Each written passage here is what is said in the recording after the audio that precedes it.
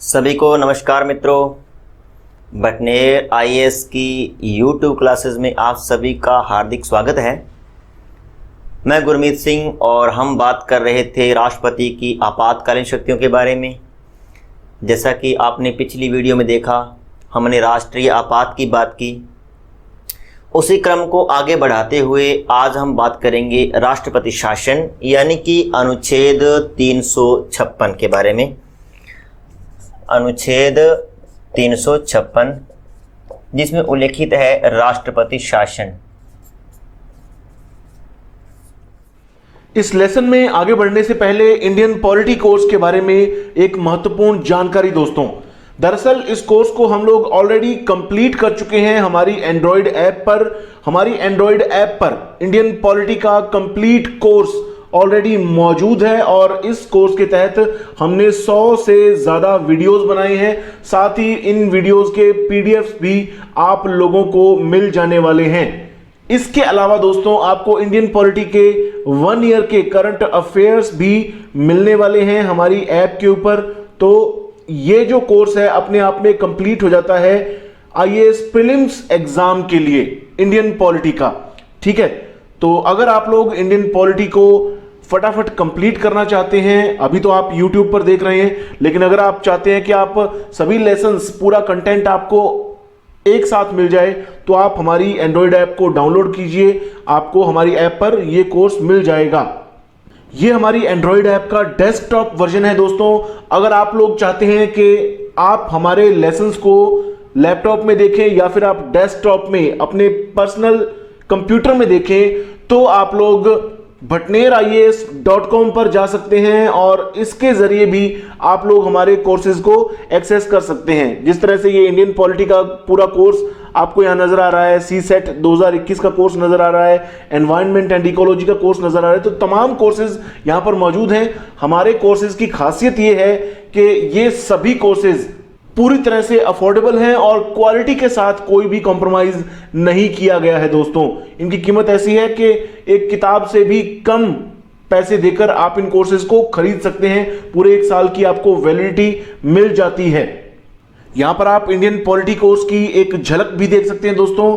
आपके सामने है 104 वीडियोज अभी इसके अंदर मौजूद हैं और 2 या 3 वीडियोस ही आनी इस कोर्स में बाकी है, तो जल्दी ही अपलोड हो जाएंगी। और देखिए 75 पीडीएफ भी इसके तहत अपलोड किए जा चुके हैं। तो जो भी थोड़े बहुत पीडीएफ बचे हैं वो भी बहुत जल्दी थोड़े दिनों के अंदर ही कंप्लीट कर दिए जाएंगे। तो अपने आप में ये कोर्स मुकम्मल है दोस्तों। वीडियोस तो आप लोग पूरी मानिए। देखिए किस तरह से हमने कवर किया है। यहां पर ये देखिए चैप्टर, देखिए हिस्टोरिकल बैकग्राउंड का जो चैप्टर बना हुआ है, इस चैप्टर के अंदर आप जाएंगे तो आपको 2 वीडियोस मिलेंगी और 2 ही पीडीएफ फाइल्स मिलेंगी। इसी तरह से आप मेकिंग ऑफ द कॉन्स्टिट्यूशन में जाएंगे तो 6 वीडियोस मिलेंगी और 6 इनकी फाइल्स मिलेंगी। इसी तरह से देखिए फंडामेंटल राइट्स के आप चैप्टर में जाएंगे तो इसके अंदर 5 वीडियोस आपको मिलने वाली हैं और 6 इनकी पीडीएफ फाइल्स मिलने वाली हैं। तो इस तरह से तमाम चीजें बहुत ही व्यवस्थित तरीके से आपको हमारे इस कोर्स के तहत हमारी ऐप पर मिलने वाली है। तो ये दोस्तों हमारा कोर्स रहेगा इंडियन पॉलिटी का। उम्मीद करते हैं कि अगर आप लोग चाहते हैं फटाफट इस कोर्स को देखना मुकम्मल तरीके से पीडीएफ के साथ, तो आप हमारी ऐप डाउनलोड करेंगे और इस कोर्स को हासिल करेंगे। बहुत ही नॉमिनल प्राइस में आपको ये कोर्स वहां पर मिलने वाला है। 260 महज 260 रुपए देकर आपको ये कोर्स कंप्लीटली मिल जाने वाला है, जिसमें आपको तमाम वीडियोस और पीडीएफ मिल जाने वाले हैं। इस कोर्स की एक और खास बात देखिए दोस्तों, जैसा कि मैंने आपको बताया कि आईएएस प्रीलिम्स एग्जाम को ध्यान में रखते हुए इंडियन पॉलिटी का ये कोर्स आप लोगों के लिए बहुत फायदेमंद रहने वाला है। यहां पर देखिए आईएएस प्रीलिम्स एग्जाम्स के जो भी प्रीवियस पेपर्स हुए हैं उनमें इंडियन पॉलिटी के जो भी क्वेश्चंस आए हैं ज्यादातर हमने कवर किए हैं। खास तौर पर पिछले 17 सालों के प्रीवियस 17 ईयर्स के जो भी एमसीक्यूज रहे हैं इंडियन पॉलिटी विषय के, वो हमने कवर किए हैं। 2004 से लेकर आईएएस प्रीलिम्स 2020 तक के सभी प्रीवियस ईयर्स एमसीक्यूज कवर किए गए हैं इंडियन पॉलिटी के। तो ये कोर्स आप लोगों के बहुत ज्यादा काम में आने वाला है, आपको बहुत ज्यादा फायदा पहुंचाने वाला है। तो फटाफट हमारी Android app Bhatner IAS download कीजिए और एक्सप्लोर कीजिए हमारे तमाम कोर्सेज को। हम फिर से 4 बातों का यहाँ पे जिक्र करेंगे। पहला है कि किस आधार पे लगाया जाएगा, कारण क्या रहेंगे। दूसरा हम ये पढ़ेंगे कि प्रभाव क्या होगा। तीसरा हम पढ़ेंगे कि कितने समय तक लगाया जाएगा। और चौथा हम पढ़ेंगे कब कब लगाया गया। इन 4 बातों का जिक्र हम करेंगे। राष्ट्रपति शासन, तो पहला हम पढ़ेंगे आधार कि क्यों लगाया जाएगा। अनुच्छेद 356 में साफ साफ शब्दों में लिखा गया है कि अगर किसी राज्य का संवैधानिक तंत्र विफल हो गया है, संवैधानिक तंत्र विफल हो गया है, तो ऐसी स्थिति में राष्ट्रपति शासन लगाया जाएगा।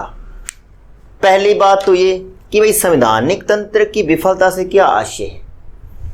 इसका साफ साफ आशय ये है कि अगर किसी राज्य में प्रशासन संवैधानिक मूल्यों के अनुकूल नहीं चलाया जा रहा, संविधान का उल्लंघन हो रहा है, संविधान में जो दिशा निर्देश दिए गए हैं उसके अकॉर्डिंग शासन नहीं चल रहा है, तो ये संवैधानिक तंत्र की विफलता है।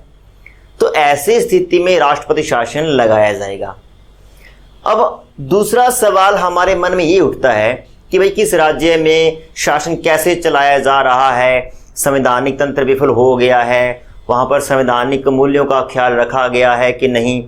इस चीज़ का राष्ट्रपति को कैसे पता चलेगा कि भाई फलाने राज्य में ऐसे ऐसे शासन चल रहा है। तो हम पिछली वीडियो में बात कर रहे थे कि राज्य में एक पद हमने बना रखा है, होता है राज्यपाल। और आपको बताया था कि राज्यपाल कौन होता है, ये राष्ट्रपति का एजेंट होता है। प्रत्येक 15 दिन में एक रिपोर्ट तैयार होती है और वो रिपोर्ट भेजी जाती है प्रेसिडेंट को। जैसे कि मान लीजिए राजस्थान का राज्यपाल है, तो राजस्थान का शासन कैसे चल रहा है, कानून व्यवस्था कैसी है, उसकी एक रिपोर्ट तैयार होगी और वो जाएगी राष्ट्रपति के पास। हर 15 दिन में सभी राज्यों के राज्यपाल अपने अपने राज्यों से संबंधित एक रिपोर्ट तैयार करके राष्ट्रपति जी को प्रेषित करते हैं, भेजते हैं, और राष्ट्रपति उसको देख के अंदाज़ा लगाता है कि किसी राज्य का शासन कैसे चल रहा है। अगर कहीं उस रिपोर्ट में इस चीज़ का उल्लेख हो जाए कि भाई इस राज्य में संवैधानिक मूल्यों का ख्याल नहीं रखा जा रहा, संविधान के अनुसार शासन नहीं चल रहा, तो ऐसी स्थिति में राष्ट्रपति उस राज्य विशेष में राष्ट्रपति शासन की घोषणा कर सकते हैं। लेकिन एक बात आपको क्लियर कर दूं, ये आवश्यक नहीं है, यह आवश्यक नहीं है कि राज्यपाल की रिपोर्ट के आधार पर ही राष्ट्रपति शासन लगेगा, ऐसा नहीं है। ये भी हो सकता है कि राज्यपाल की रिपोर्ट के बिना भी राष्ट्रपति शासन लग जाए, ऐसा भी हो सकता है। मतलब पहला तो यही रहेगा कि भाई राज्यपाल की रिपोर्ट को पढ़ के अंदाजा लगाया जा सके कि माहौल क्या है। लेकिन ऐसा भी है कि राज्यपाल की रिपोर्ट अभी पहुंची नहीं है, लेकिन राष्ट्रपति को किन्हीं अन्य सूत्रों से इस चीज़ का आइडिया हुआ कि फलां राज्य में संवैधानिक तंत्र विफल हो गया है, तो वहां पर राष्ट्रपति शासन की घोषणा की जा सकती है। तो इसका आधार, एकमात्र आधार क्या है, संवैधानिक तंत्र की विफलता। अब संवैधानिक तंत्र की विफलता शब्द को हमें थोड़ा क्लियर करना होगा कि क्या क्या है। 2-3 बातें हैं। जैसे विधानसभा के चुनाव हुए, आपको पता है कि सबसे बड़ा दल, या यूं कहें कि बहुमत प्राप्त दल का नेता सीएम बनेगा। लेकिन हमें पता चला कि भाई किसी भी दल के पास बहुमत नहीं है, तो ये संवैधानिक तंत्र की विफलता है। सरकार बन गई है लेकिन सीएम अपना बहुमत साबित नहीं कर पाया, ये संवैधानिक तंत्र की विफलता है। और अनुच्छेद 365 में एक बात लिखी गई है बड़ी जोरदार। क्या लिखा गया है कि केंद्र सरकार, सेंट्रल गवर्नमेंट जो है, वो राज्य सरकारों को कुछ निर्देश जारी कर सकती है। क्या लिखा गया है कि केंद्र सरकार राज्य सरकारों को कुछ निर्देश जारी कर सकती है कि ऐसे ऐसे करके शासन चलाया जाए, और अगर राज्य सरकारों ने उन निर्देशों का पालन नहीं किया तो अनुच्छेद 365 कहता है कि ये भी संवैधानिक तंत्र की विफलता है।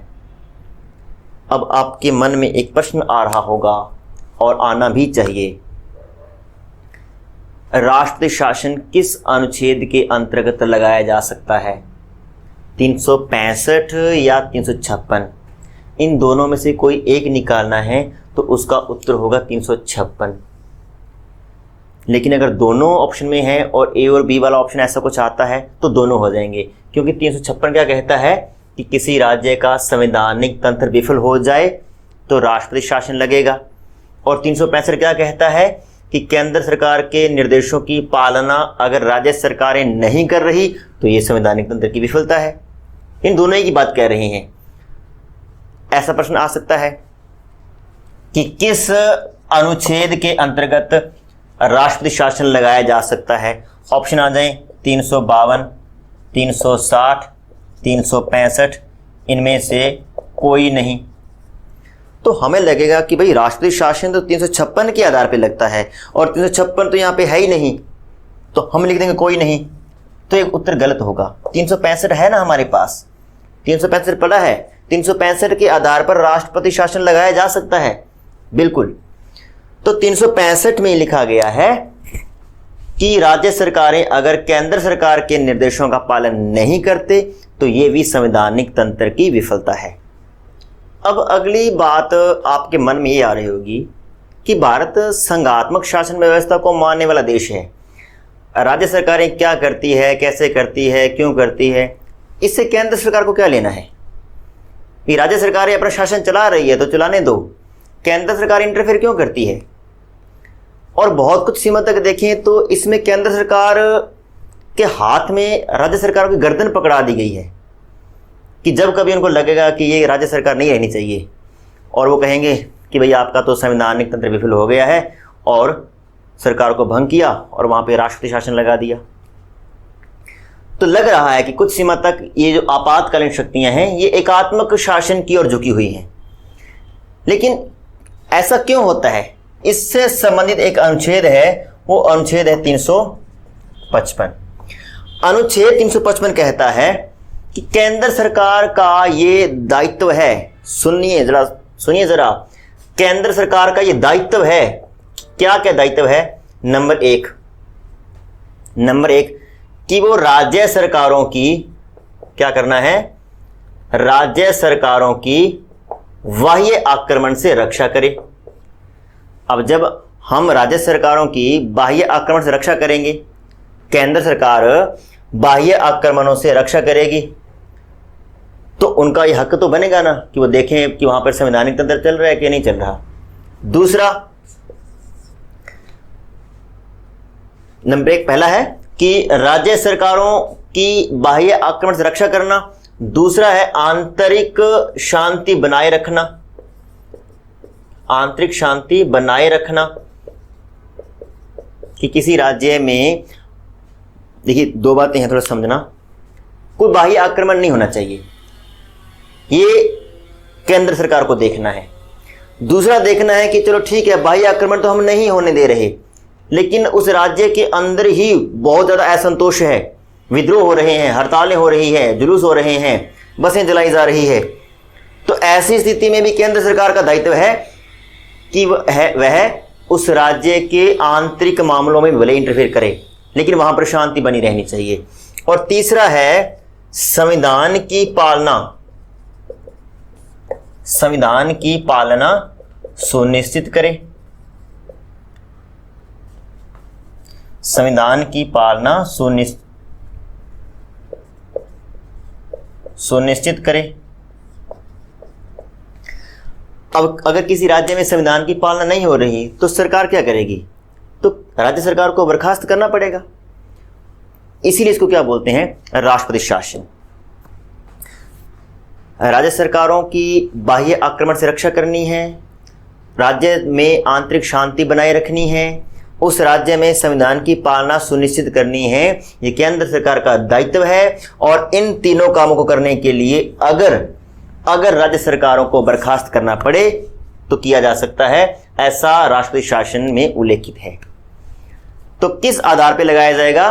एक ही आधार है, संवैधानिक तंत्र की विफलता। ये तो इसका आधार है। अब दूसरा हम देखते हैं कि प्रभाव क्या पड़ता है। तो अनुच्छेद 356 का प्रभाव नागरिकों पे कुछ भी नहीं पड़ता है, इसका प्रभाव पड़ता है राज्य सरकारों पर। 352 का प्रभाव नागरिकों पर पड़ा था क्योंकि नागरिकों के मौलिक अधिकार निलंबित कर दिए गए थे। अनुच्छेद 356 का प्रभाव क्या है कि इसमें मंत्री परिषद को भंग किया जा सकता है, इसमें विधानसभा को भंग किया जा सकता है, इसमें विधानसभा को निलंबित किया जा सकता है, कुछ भी किया जा सकता है। चाहे विधानसभा को भंग किया जाए, चाहे विधानसभा को निलंबित किया जाए या मंत्री परिषद को भंग किया जाए, तीनों ही परिस्थितियों में उस राज्य का शासन कौन चलाएगा? राष्ट्रपति। इसलिए इसको क्या बोलते हैं? राष्ट्रपति शासन। उस राज्य के राज्य सूची के विषय केंद्र सरकार के अधीन आ जाएंगे। उस राज्य के जो राज्य सूची के विषय है उस पर कानून कौन बनाएगा? केंद्र सरकार। उस राज्य का बजट कौन तैयार करेगा? केंद्र सरकार। उस राज्य का बजट कौन पारित करेगा? राष्ट्रपति। सीधा सीधा प्रभाव क्या है कि उस राज्य का पूरा पॉलिटिकल स्ट्रक्चर केंद्र सरकार के अधीन हो जाता है। ये प्रभाव है। उस राज्य की टोटल जो गतिविधियां हैं, राजनीतिक गतिविधियां हैं, वो पूर्ण रूप से केंद्र सरकार या राष्ट्रपति के अधीन आ जाती है। यही प्रभाव है। अगला है कितने समय तक लगाया जाता है। तो देखिए मित्रों, राष्ट्रपति शासन की घोषणा हो जाने के 2 माह के भीतर संसद से इसकी अनुमति लेनी होती है। अगर संसद ने अनुमति दे दी तो यह अगले 6 माह तक लगा रहेगा। अगर संसद ने अनुमति नहीं दी तो 2 माह बाद यह स्वतः ही समाप्त हो जाएगा। तो प्रश्न बनता है बड़ा अच्छे वाला कि संसद की अनुमति के बगैर राष्ट्रपति शासन अधिकतम कितने समय तक लगाया जा सकता है? तो उत्तर क्या होगा? 2 माह। संसद ने अनुमति दे दी तो यह अगले 6 माह तक लगाया जाएगा। अभी परिस्थितियां अनुकूल नहीं हैं और ये आवश्यकता महसूस की जा रही है कि राष्ट्रपति शासन को थोड़ा और बढ़ाया जाए, तो संसद से पुनः अनुमति लो, 6 माह तक और बढ़ जाएगा। ये हो गया 1 वर्ष। 1 वर्ष तक लगाया जाएगा सामान्य परिस्थितियों में। अगर औसतन परिस्थितियां हैं तो 1 वर्ष तक, लेकिन अगर विशेष परिस्थितियां हैं तो इसको 1 वर्ष से बढ़ाकर कितना किया जा सकता है? 3 वर्ष। थोड़ा समझना, क्योंकि यहाँ पे थोड़ा सा कन्फ्यूजन कॉन्सेप्ट है। राष्ट्रीय आपात, राष्ट्रपति शासन, वित्तीय आपात, तीनों में अलग अलग प्रक्रिया है, अलग अलग प्रोसेस है। उसको अनुमति देने की अलग अलग प्रक्रिया है। तो थोड़ा सा कन्फ्यूजन के स्कोप यहाँ पे अधिक है, लेकिन आप थोड़ा सा इत्मीनान से, ठंडे दिमाग से इसको देखिए। बोर हो रहे हैं तो वीडियो को पॉज करें, चाय पानी पिए, दोबारा से आएँ, समझने का प्रयास करें। 2 माह के भीतर संसद ने अनुमति दे दी तो 6 माह तक लगा रहेगा। और बढ़ाना है, फिर से संसद की अनुमति लो, 6 माह। ये हो गया 1 वर्ष। औसत परिस्थितियों में ये 1 वर्ष तक लगा रहेगा। लेकिन अगर इसको और बढ़ाना है तो अभी गुंजाइश है। संविधान में लिखा गया है कि इसको अधिकतम 3 वर्ष तक किया जा सकता है। कब? उसके लिए 2 विशेष कारण हैं। नंबर 1 कि देखिए भाई, किसी राज्य में राष्ट्रपति शासन यानी कि अनुच्छेद 356 लगा हुआ था और इसी दौरान 1 साल हो गया, हटने ही वाला था, लेकिन इसी दौरान पाकिस्तान ने या चीन ने या किसी अन्य देश ने हम पे आक्रमण कर दिया। हमने अनुच्छेद 352 यानी कि राष्ट्रीय आपात की घोषणा भी कर दी। 356 तो लगा ही हुआ था उस राज्य में। हम एक उदाहरण से समझ लेते हैं कि मान लीजिए, क्योंकि मैं राजस्थान का हूं तो हम राजस्थान की बात कर लेते हैं। मान लीजिए कि राजस्थान में राष्ट्रपति शासन लगा हुआ है और लगभग 1 वर्ष होने वाला है और मैंने कहा कि सामान्य परिस्थितियों में 1 वर्ष के बाद ये स्वतः ही हट जाएगा, हटने वाला है। लेकिन इस दौरान मान लीजिए कि किसी देश ने हम पे आक्रमण कर दिया या भारत युद्ध में शामिल हो गया और हमें अनुच्छेद 352 का प्रयोग करना पड़ गया, और जब 352 का प्रयोग करना पड़ गया, देश कठिन परिस्थिति से गुजर रहा है, तो ऐसी स्थिति में वहां पर राष्ट्रीय शासन लगाया जाना अभी उचित है। तो इसे बढ़ाकर हम कितना कर देंगे, 3 वर्ष। या फिर अनुच्छेद 324 में इलेक्शन कमीशन का उल्लेख है, निर्वाचन आयोग। निर्वाचन आयोग एक निर्णय लेते हुए ये कह दे कि भाई उस राज्य में अभी विधानसभा के चुनाव करवाए जाने उचित नहीं है, हम वहाँ पर चुनाव करवाने में भी समर्थ नहीं हैं, तो ऐसी परिस्थितियों में भी इसको बढ़ाकर अधिकतम कितना किया जा सकता है, 3 वर्ष। लेकिन इसका मतलब ये नहीं है कि 1 वर्ष से सीधा ही 3 वर्ष कर दिया। 1 वर्ष के बाद फिर हम अनुमति लेंगे, फिर 6 माह बढ़ेगा, फिर अनुमति, फिर 6 माह, फिर 6 माह, फिर 6 माह, और इसके बाद ये समाप्त। क्योंकि टोटल कितना हो गया, 3 वर्ष। कि अगर मान लीजिए 352 भी लग गया है, अगर मान लीजिए इलेक्शन कमीशन ने चुनाव करवाने में असमर्थता प्रकट कर दी है, तो इसको बढ़ाकर अधिकतम 3 वर्ष किया जा सकता है। लेकिन उसके लिए भी संसद से बार बार अनुमति लेनी पड़ेगी 6-6 महीने बाद। अब आपके मन में एक प्रश्न और उठ रहा होगा कि पंजाब कश्मीर में तो 3 क्या 5 क्या, वहां पर 6-6 7-7 वर्ष तक राष्ट्रपति शासन लगा रहा है, तो वहां पे क्या परिस्थितियां थी? तो वहां पे परिस्थितियां थोड़ी अलग थी, और वहां पर राष्ट्रपति शासन इस तरीके से नहीं लगाया गया था। उसके लिए बार बार संविधान का संशोधन किया गया था। जैसे 1953 में सबसे पहले पैप्सू में लगाया था, पैप्सू जिसको आजकल पंजाब कहते हैं, Punjab Patiala and east Punjab state union में लगाया गया, और लगभग लगातार 7 वर्षों तक लगा रहा। तो उसके लिए ये प्रक्रिया काम नहीं करती है, उसके लिए संविधान का संशोधन किया जाता है, और जब तक वहां पर परिस्थितियां अनुकूल नहीं होती है तब तक के लिए राष्ट्रपति शासन लगा दिया जाता है। वो 5 वर्ष हो, 7 वर्ष हो, 10 वर्ष हो, या फिर कितना भी हो, तो वहां पे परिस्थितियां अलग हैं। तो सर्वाधिक समय तक जो राष्ट्रीय शासन लगा है वो अभी तक पंजाब में लगा है।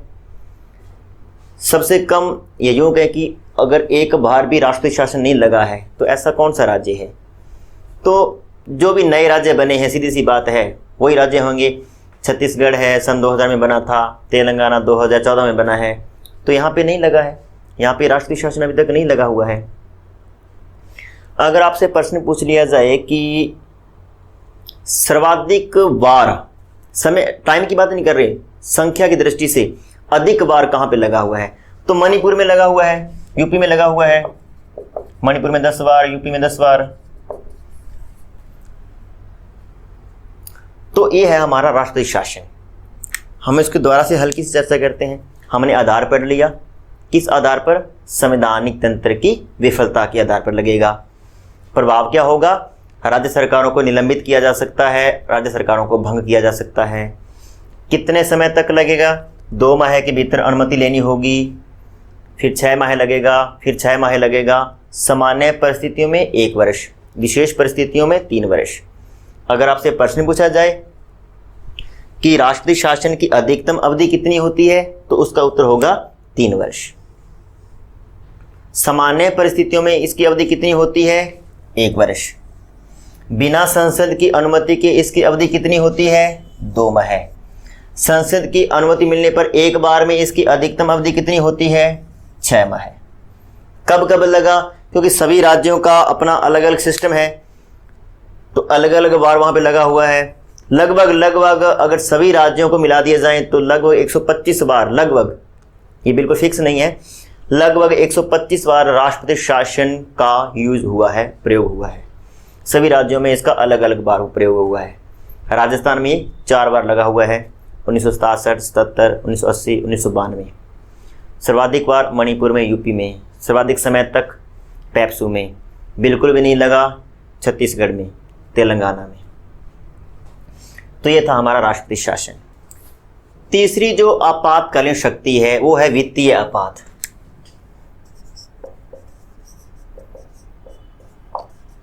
वित्तीय आपात। फिर से हम चार चीजें पढ़ेंगे। आधार क्या रहा है, किस आधार पे लगाया जाएगा, इसका प्रभाव क्या पड़ता है, ये कितने समय तक लगाया जाएगा, यह कब कब लगाया गया, और इसको पढ़ने के बाद हम इन तीनों आपातकालीन शक्तियों की एक हल्की सी तुलना भी करेंगे। एक डायग्राम बनाएंगे, एक सारणी बनाएंगे और वहां पे हम देखेंगे कि इसका तुलनात्मक अध्ययन कैसे करेंगे। वित्तीय आपात। नंबर 1, आधार। किस आधार पे लगाया जाएगा? तो अगर देश की वित्तीय साख पर संकट आ गया है, वित्तीय साख पर संकट आ गया है, तो वित्तीय आपात की घोषणा की जा सकती है। अब वित्तीय साख पर संकट से क्या आशय है और कितना संकट आना चाहिए कि वित्तीय आपात लगाएं, तो ये चीज उल्लिखित नहीं है। वित्तीय साख कि हमारी जीडीपी कितनी डाउन चली जाए, प्रति व्यक्ति आय कितनी डाउन चली जाए, तो वित्तीय आपात लगाया जाएगा, ऐसा कुछ उल्लेख नहीं है। बस इतना लिखा गया है कि अगर देश की वित्तीय साख पर संकट आ गया है, हमारी अर्थव्यवस्था चरमरा गई है, तो ऐसी स्थिति में वित्तीय आपात लगाया जा सकता है। वित्तीय आपात को बहुत अधिक परिभाषित नहीं किया गया है। क्यों? क्योंकि संविधान निर्माताओं की ये मंशा थी कि शायद कभी वित्तीय आपात हमें लगाना ही नहीं पड़े। और वित्तीय आपात लगाने में एक नुकसान भी है। वो क्या नुकसान है, हम देखते हैं। तो पहला तो हमने पढ़ लिया आधार, तो एक ही आधार है कि वित्तीय साख पर अगर संकट आ गया है तो। दूसरा है इसके प्रभाव क्या है। अगर वित्तीय आपात लगा दिया गया है तो जितने भी पदाधिकारी हैं, जितने भी सरकारी कर्मचारी हैं, उन सभी का वेतन कम किया जा सकता है, उनके भत्ते कम किए जा सकते हैं, उनको जो सरकारी सुविधाएं मिल रही है उनमें ऋणात्मक परिवर्तन किया जा सकता है। इसमें ये लिखा गया है कि सर्वोच्च न्यायालय के न्यायाधीशों सहित सभी पदाधिकारियों का वेतन कम किया जा सकता है। सर्वोच्च न्यायालय के न्यायाधीशों का उल्लेख यहाँ पे क्यों किया गया, इसके पीछे भी एक बात है। सर्वोच्च न्यायालय के, जब हम सुप्रीम कोर्ट पढ़ेंगे तो वहां पर भी हम इसका जिक्र करेंगे। ये लिखा गया है कि एक बार पद मिल जाने के बाद सर्वोच्च न्यायालय के न्यायाधीशों के वेतन, भत्ते और उनकी सुविधाओं में किसी भी प्रकार का ऋणात्मक परिवर्तन नहीं किया जा सकता, यानी कि उनके वेतन भत्ते कम नहीं किए जा सकते। लेकिन जब वित्तीय आपात की बात करते हैं तो वहां पर साफ साफ शब्दों में लिखा गया है कि सुप्रीम कोर्ट के न्यायाधीशों सहित सभी अधिकारियों का वेतन कम किया जा सकता है, क्योंकि इनके बारे में लिखा गया था कि इनका वेतन कम नहीं किया जा सकता, इसलिए इन्हीं का जिक्र यहां पे करना आवश्यक था, तो हमने किया। तो ये प्रभाव है।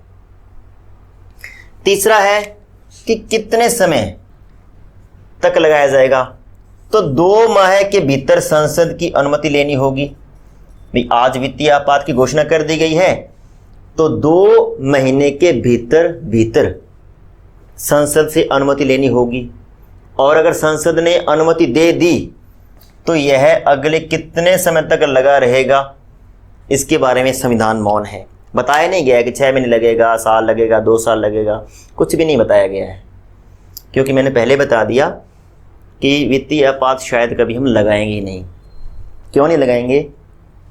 क्योंकि वित्तीय आपात लगाने का सीधा मतलब ये है कि हम इंटरनेशनल लेवल पे लोगों को ये बता रहे हैं कि हम वित्तीय जो हमारी स्थिति है वो चरमरा गई है, हमारी अर्थव्यवस्था चरमरा गई है। और अगर हम लोगों को ये बताएंगे कि भाई हमारी अर्थव्यवस्था चरमरा गई है, तो जितनी भी बहुराष्ट्रीय कंपनियां हैं वो अपना निवेश यहाँ से लेकर चली जाएगी। जितना भी कोई सरकार, जितना भी हमें कोई यूएनओ से ऋण मिल रहा है या किसी भी प्रकार का कोई निवेश अन्य देश यहाँ पे कर रहे हैं, वे करना बंद कर देंगे।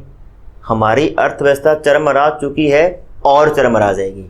इसलिए हम इस चीज़ को बताना नहीं चाहते कि भाई हमारी अर्थव्यवस्था कैसी है, तो हमें यहाँ पे मौन रहना ठीक है। तो हम वित्तीय आपात लगाएंगे नहीं। शायद भविष्य में भी ऐसी परिस्थिति नहीं होगी, अगर होगी भी तो शायद कभी भी वित्तीय आपात नहीं लगाया जाएगा। अगर लगाया जाता है वो बात की बात है, लेकिन मेरा यह मानना है, पर्सनली मेरा यह मानना है कि वित्तीय आपात शायद हम कभी नहीं लगाएंगे। इसलिए इसको बहुत अधिक परिभाषित नहीं किया गया है। 2 माह के भीतर संसद से अनुमति लेनी है, अनुमति मिल गई तो ठीक है, अगर नहीं मिली तो 2 माह के भीतर ये अपने आप समाप्त हो जाएगा। और कब कब लगा तो आप सभी को पता है कि एक बार भी अब तक ये नहीं लगा और आगे भी लगने की संभावना नहीं है, तो इसको बहुत अधिक परिभाषित नहीं किया गया है। अब हम इन तीनों आपातकाल को एक तुलनात्मक दृष्टि से पढ़ते हैं।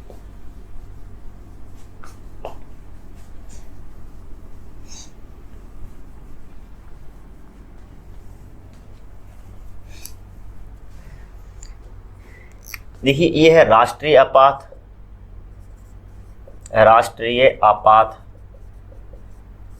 दूसरा है राष्ट्रपति शासन और तीसरा है वित्तीय आपात।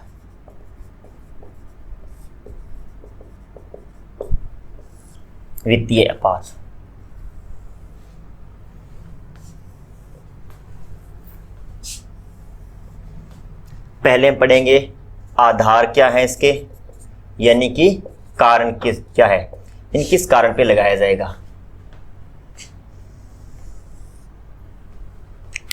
तो पहला कारण क्या है, यानी कि राष्ट्रीय आपात के क्या क्या कारण हैं। नंबर 1, बाह्य आक्रमण। दूसरा, भारत द्वारा किसी युद्ध में शामिल हो जाने पर, कि भारत युद्ध में शामिल हो गया है। तीसरा, सशस्त्र विद्रोह। अब राष्ट्र शासन के क्या कारण हैं, क्या आधार हैं, तो इसका एक ही आधार है, संवैधानिक तंत्र की विफलता। वित्तीय आपात के क्या आधार हैं, इसका भी एक ही आधार है, वित्तीय साख पर संकट अगर आ गया है तो ऐसी स्थिति में वित्तीय आपात लगाया जा सकता है। दूसरा, आधार के बाद हम पढ़ेंगे प्रभाव क्या क्या है, इसके प्रभाव क्या क्या है, तो देखते हैं क्या क्या प्रभाव हैं। पहला है इसका, देखते हैं क्या प्रभाव होगा कि नागरिकों के जो मौलिक अधिकार हैं वो निलंबित हो जाएंगे। मौलिक अधिकार निलंबित, इसका एक प्रभाव हो गया। राष्ट्रपति शासन का क्या प्रभाव होगा, राज्य सरकारों का निलंबन या उसको भंग करना, ये इसका प्रभाव है। वित्तीय आपात का क्या प्रभाव है, वेतन में कटौती की, जो पदाधिकारी हैं, सरकारी कर्मचारी हैं, उनका वेतन कम किया जा सकता है, उनके भत्ते, उनकी सुविधाएं कम की जा सकती है। तीसरा है कितने समय के भीतर और कैसे लगाया जाएगा, देखते हैं। देखिए, राष्ट्रीय आपात 1 माह के भीतर संसद से अनुमति लेनी होगी, और अगर संसद की अनुमति मिल गई तो 6 माह, और 6 माह करके इसको अनिश्चित समय तक लगाया जा सकता है, अनिश्चित समय तक। राष्ट्रपति शासन 2 माह के भीतर संसद से अनुमति लेनी होगी, और इसको अधिकतम कितने समय तक लगाया जा सकता है, 3 वर्ष। वित्तीय आपात 2 माह के भीतर संसद से अनुमति लेनी होगी, और कब तक लगाया जाएगा, तो यह है अनिर्धारित, यानी कि इसका उल्लेख संविधान में नहीं है, संविधान मौन है, कब तक लगाया जाएगा हमें नहीं पता। चौथा है कि कब कब लगाया गया, चौथा है कि कब कब लगाया गया है। तो देखिए, जो राष्ट्रीय आपात है वो 3 बार लगाया गया है, 1962, 1971 और 1975। राष्ट्रपति शासन तो सभी राज्यों का अपना अलग अलग होता है, लेकिन सबसे पहले लगाया गया था 1953 में पैप्सू में, सबसे अधिक समय तक, सबसे अधिक बार मणिपुर में, सबसे कम छत्तीसगढ़ और तेलंगाना में। वित्तीय आपात कब लगाया गया? तो ये लगाया ही नहीं गया है। तो ले दे के अभी तक हमने राष्ट्रीय आपात में सिर्फ इन 4 चीज़ों पर चर्चा की है। आप इसका स्क्रीनशॉट ले लीजिए। इसके साथ ही हमारी ये आपातकालीन शक्तियां हैं वो कंप्लीट हो गई है।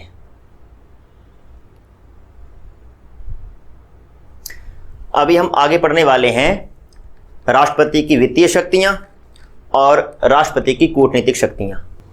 मित्रों, अगर आपको पढ़ने में मज़ा आ रहा है, मेरे द्वारा दी गई जानकारी आपको अच्छी लग रही है, तो प्लीज़ कमेंट किया करें। आप लोगों के जो पॉजिटिव कमेंट होते हैं एक नई ऊर्जा प्रदान करते हैं, ताकि अधिक उत्साह के साथ हम वीडियो बनाएं और अधिक मैटर लेके आएँ, आपको नई नई जानकारियाँ दें। तो प्लीज़ वीडियो को लाइक किया करें, कमेंट किया करें, अपने मित्रों के साथ शेयर किया करें, और सबसे बड़ी बात, आप चैनल को सब्सक्राइब कीजिए और बेल आइकन को भी दबाइए, नई नई वीडियो जो आपको मिलती रहेगी। अब हम शुरू करते हैं राष्ट्रपति की वित्तीय शक्तियाँ। राष्ट्रपति की वित्तीय शक्तियाँ, देखिए इसमें 2-3 बातें हैं।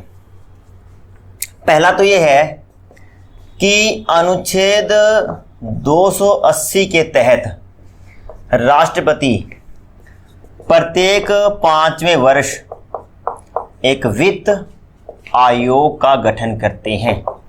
वित्त आयोग का गठन करते हैं। सेंटर में ये काम करते हैं राष्ट्रपति और राज्यों में ये काम करते हैं राज्यपाल, क्योंकि राज्यों का भी अपना वित्त आयोग होता है। तो राज्यों के वित्त आयोग को प्रत्येक 5वें वर्ष कौन गठित करता है? राज्यपाल। और केंद्र में ये काम कौन करता है? राष्ट्रपति। 14 वित्त आयोग अब तक हो गए हैं। 15वें वित्त आयोग का गठन ऑलरेडी कर दिया गया है प्रोफेसर NK सिंह की अध्यक्षता में। 14वें वित्त आयोग के अध्यक्ष थे YV रेड्डी। 15वें वित्त आयोग का जो टाइम पीरियड है 2020 से 2025 के संदर्भ में अनुशंसा देना। बाकी वित्त आयोग क्या होता है, इसके सदस्य कौन कौन होते हैं, इसका क्या कार्य होता है, इसके बारे में हम पढ़ेंगे जब हम आयोग पढ़ेंगे। वित्त आयोग, निर्वाचन आयोग, मानवाधिकार आयोग, अनुसूचित जाति जनजाति आयोग, महिला आयोग, सभी के बारे में अपने को पढ़ना है। हम आपके सिलेबस के हिसाब से हर एक बिंदु के बारे में पढ़ेंगे, नई नई जानकारी देने की कोशिश करेंगे। तो आयोगों को हम एक बार पढ़ेंगे इकट्ठा, तो इसलिए यहाँ पे हम वित्त आयोग के स्ट्रक्चर के बारे में बात नहीं करेंगे। प्रत्येक 5वें वर्ष राष्ट्रपति एक वित्त आयोग का गठन करते हैं और अनुच्छेद 281 कहता है कि वित्त आयोग जो रिपोर्ट देता है उसको राष्ट्रपति संसद में रखवाते हैं, ताकि इस पर चर्चा करके वित्त आयोग की अनुशंसा जो है उनको कितना माना जाए, कैसा माना जाए, ये निर्धारित किया जा सके। अनुच्छेद 267 में एक शब्द है, वो है आकस्मिक निधि। आकस्मिक निधि, देखिए 2 प्रकार का कोष होता है। एक होता है संचित निधि, एक होता है संचित निधि, जिसका उल्लेख है अनुच्छेद 266 में, और इस पर एकाधिकार होता है संसद का। यानी कि जो भारतीय खजाना जिसको कहते हैं, भारतीय राजकोष, वो संचित निधि होता है, और यहाँ पे जो भी पैसा निकालना है वो संसद की अनुमति से निकलता है। लेकिन अगर मान लीजिए कि संसद का सत्र नहीं चल रहा है और देश में एकाएक मान लीजिए कोई भूकंप आ गया है, बाढ़ आ गई है, सुनामी आ गई है, और देश को एकाएक पैसे की आवश्यकता है, लेकिन संचित निधि से पैसा निकलेगा कब? संसद की अनुमति से। संसद का सत्र नहीं चल रहा, हमें पैसे की आज ही आवश्यकता है। तो ऐसी स्थिति में एक कोष राष्ट्रपति के अंतर्गत होता है जिसको बोलते हैं आकस्मिक निधि। तो वहां से पैसा निकाला जाएगा राष्ट्रपति की अनुमति से, क्योंकि राष्ट्रपति का पद कभी रिक्त होता नहीं है। तो एक कोष राष्ट्रपति के अंडर में रखा गया है जिसको बोलते हैं आकस्मिक निधि, जिसका उल्लेख है अनुच्छेद 267 में। तो ये लास्ट है राष्ट्रपति की कूटनीतिक शक्तियां। देखिए अनुच्छेद 53 ये कहता है कि राष्ट्रपति तीनों सेनाओं का सर्वोच्च कमांडर होता है, सर्वोच्च सेनापति होता है। तीनों सेनाओं का सर्वोच्च सेनापति कौन होता है? राष्ट्रपति, नंबर 1। अगला है कूटनीतिक शक्तियों में कि जो विदेशों में जो हमारे राजदूत नियुक्त किए जाते हैं, लगभग हर वो पड़ोसी देश जिसके साथ हमारे अच्छे संबंध हैं, या अन्य कोई भी देश जिसके साथ हमारे अच्छे संबंध हैं या हम संबंधों को अच्छा करना चाहते हैं, तो वहाँ पर हम अपने राजदूत नियुक्त करते हैं। और उन राजदूतों की नियुक्ति कौन करता है? राष्ट्रपति। और वैसे मैंने पहले बता रखा है कि नियुक्ति शब्द जब भी आएगा तो उत्तर क्या होगा? राष्ट्रपति। और जो विदेशी राजदूतों की नियुक्ति यहाँ पर होती है, जो विदेशी राजदूत हैं जैसे अमेरिका है, रूस है, फ्रांस, ब्रिटेन, चीन आदि, उनके राजदूतों की नियुक्ति भारत में होती है। तो उन राजदूतों के परिचय पत्र कौन प्राप्त करता है? राष्ट्रपति। यानी उनका आईडी प्रूफ कौन लेता है? राष्ट्रपति। तो ये राष्ट्रपति की कूटनीतिक शक्तियां हैं। वो तीनों सेनाओं का सर्वोच्च कमांडर होता है, वह विदेशी राजदूतों की नियुक्ति करता है, वह विदेशों में राजदूतों की नियुक्ति करता है और विदेशी राजदूतों के परिचय पत्र प्राप्त करता है। इसी के साथ ही हमारा जो राष्ट्रपति टॉपिक है, प्रेसिडेंट ऑफ इंडिया का जो टॉपिक है, वो पूरा हो गया है। उम्मीद है आप लोगों को अच्छा लगा होगा। मैं बार बार कह रहा हूं कि अगर अच्छा लगा है तो वीडियो को लाइक करें, कमेंट करें, शेयर करें। आपके कमेंट हमें एक सकारात्मक ऊर्जा प्रदान करते हैं ताकि अधिक उत्साह के साथ हम अधिक से अधिक मैटर आपको देने की कोशिश करें। धन्यवाद।